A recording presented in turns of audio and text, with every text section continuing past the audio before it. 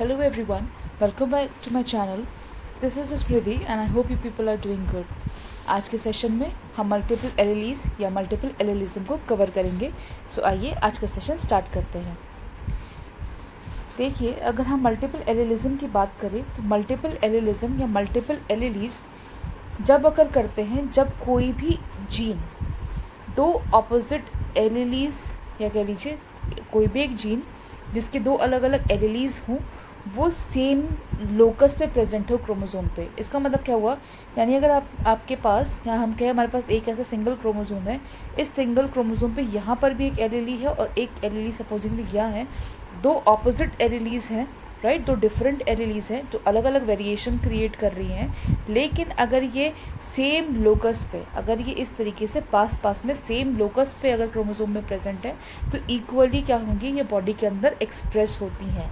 सो multiple allelism की definition यहाँ अगर हम देखें तो मल्टीपल एलिलिज्म की डेफिनेशन टेल्स अस कि मल्टीपल एलिलीज या और एलिलिज्म आर व्हेन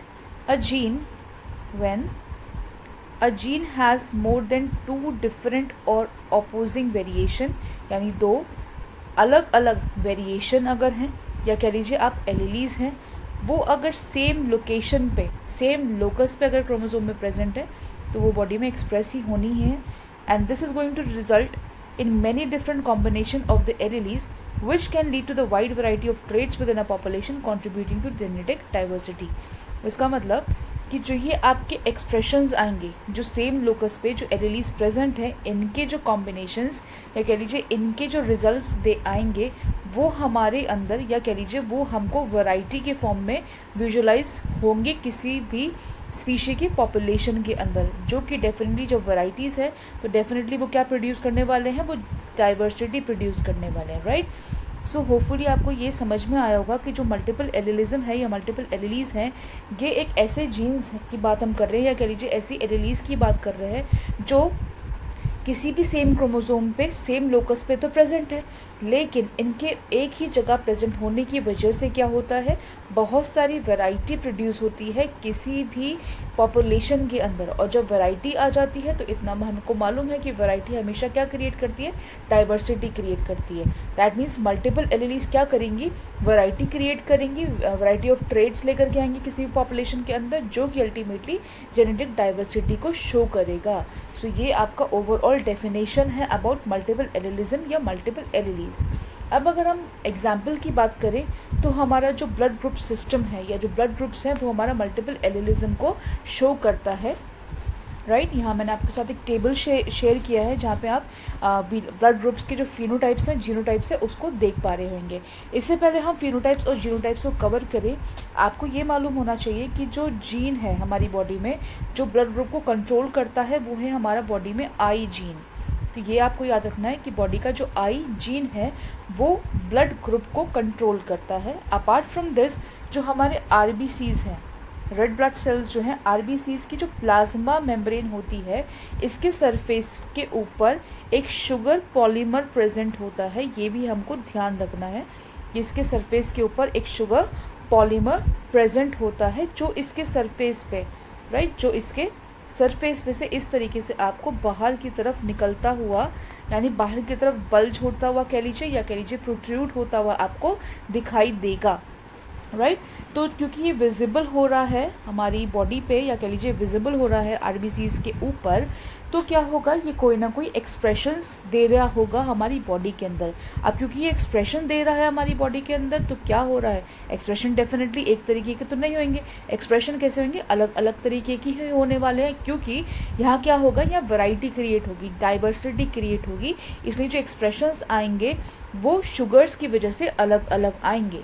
सो देखिए अब डिस्कस करते हैं कि भाई ये जो जीन आई है इसकी कितनी एलिलीज हैं, उसी को हम इंटर रिलेट कर देंगे आपके इस कॉन्सेप्ट के साथ जो आपका ब्लड ग्रुपिंग का कॉन्सेप्ट है. देखिए अब जो हमारा आई जीन है, आई जीन की हमारे पास या हमारी बॉडी के अंदर तीन एलिलीज प्रेजेंट होती हैं. एक तो होता है फॉर ए, एक बी और एक आपका रेसेसिव स्टेट का होता है.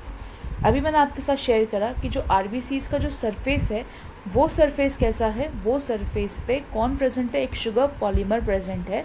और मैंने आपको बताया ये शुगर पॉलीमर क्या होगा, वैरायटी का होने वाला है, और ये उसके सरफेस के ऊपर क्या होगा, बाहर की तरफ जाता हुआ या बाहर की तरफ निकलता हुआ हमको दिखाई देता है, right.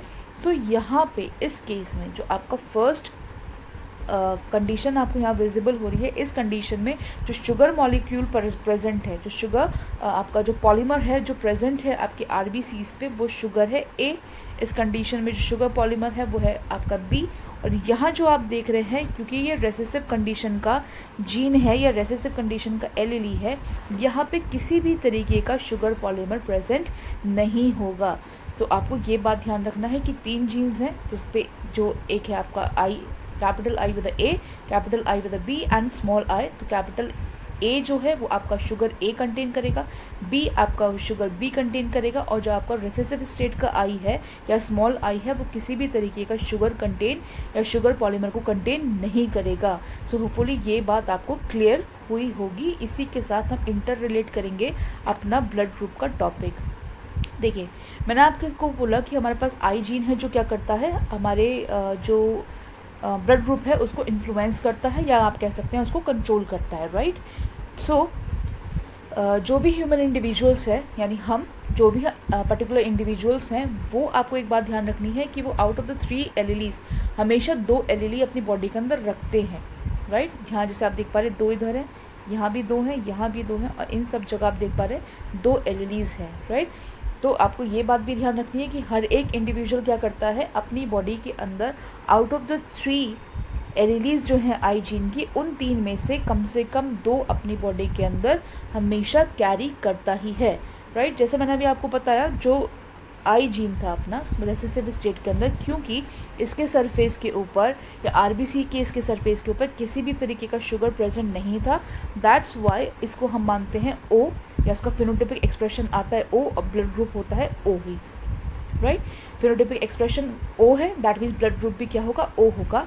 On the other hand अगर हम इस कंडीशन में देखें तो यहाँ आप देख पा रहे होंगे, एक हमको यहाँ तो कंप्लीट होमोजाइगस कंडीशन दिख रही है, और ये वाली कंडीशन आपको हेट्रोजाइगस कंडीशन दिख रही है। और यहाँ अगर हम दोनों की ही बात करें तो होमोजाइगस कंडीशन को तो आप ए मानेंगे ही, और हेट्रोजाइगस कंडीशन में भी हम डोमिनेंट को मानते हैं, तो यहाँ भी हम क्या मानेंगे, ए ही मानेंगे।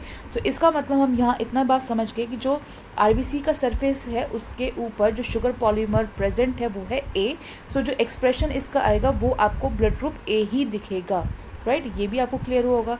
इसके बाद अगर हम बात करें अगले एग्जाम्पल के बारे में या अगले ब्लड ग्रुप के बारे में, जो कि आपका ब्लड ग्रुप बी होने वाला है, यहाँ हम देख पा रहे हैं यहाँ भी एक ही तरह ही आपके 2 एलीलीज आपको दिख रहे हैं। एक तो ये वाला, ये कंप्लीट डोमिनेंट स्टेट का है, और ये आपका हेट्रो कंडीशन का आ रहा है, हेट्रोजाइगस डोमिनेंट कंडीशन का आ रहा है। और इसमें भी हम क्या मानेंगे, दोनों ही स्टेट में हम मानेंगे कि जो ब्लड शुगर प्रेजेंट है आरबीसी के सरफेस पे, राइट, जो आपका शुगर पॉलीमर प्रेजेंट है आरबीसी के सरफेस पे, वो कैसा है, वो बी है। तो एक्सप्रेशन इस कंडीशन में क्या आने वाला है, बी आने वाला है। तो ब्लड ग्रुप हम मानेंगे कि ऐसे इंडिविजुअल का ब्लड ग्रुप जिसके आरबीसी के सरफेस पे जो शुगर पॉलीमर बी है, वो जो एक्सप्रेशन देगा या उसका ब्लड ग्रुप जो होगा वो बी ही होगा। ऐसे ही अब लास्ट वाली स्टेट में देखिए, ये स्टेट में यहाँ पे जो शुगर है वो दोनों ही प्रेजेंट है, यानी शुगर ए भी प्रेजेंट है और शुगर बी भी प्रेजेंट है, यानी दोनों ही पॉलीमर्स यहाँ पे प्रेजेंट है। तो इसलिए ये दोनों एक साथ ही एक्सप्रेस हो जाएंगे। एज एन एग्जाम्पल अगर मैं बात करूँ तो ये को डोमिनेंस भी आपको शो करता है, जो कि आपका एक्सेप्शन है एक इसका मेंडल्स के इनहेरिटेंस का, जो उन्होंने लॉ ऑफ इनहेरिटेंस दिए थे, उसका एक्सेप्शन है एक आपका कोडोमिनेंस। तो ये आपका जो इस कंडीशन में जो ब्लड ग्रुप आता है वो आपका दोनों ही शुगर एक्सप्रेस होंगी। तो जो ब्लड ग्रुप आएगा वो आएगा ए बी। सो होपफुली कि आपको जो कॉन्सेप्ट है मल्टीपल एलिलिज्म का along with the concept of या with the help of the example of your blood group आपको क्लियर हुआ होगा। सो आज के सेशन के लिए इतना ही, मिलते हैं अगले सेशन के साथ। Till then take care.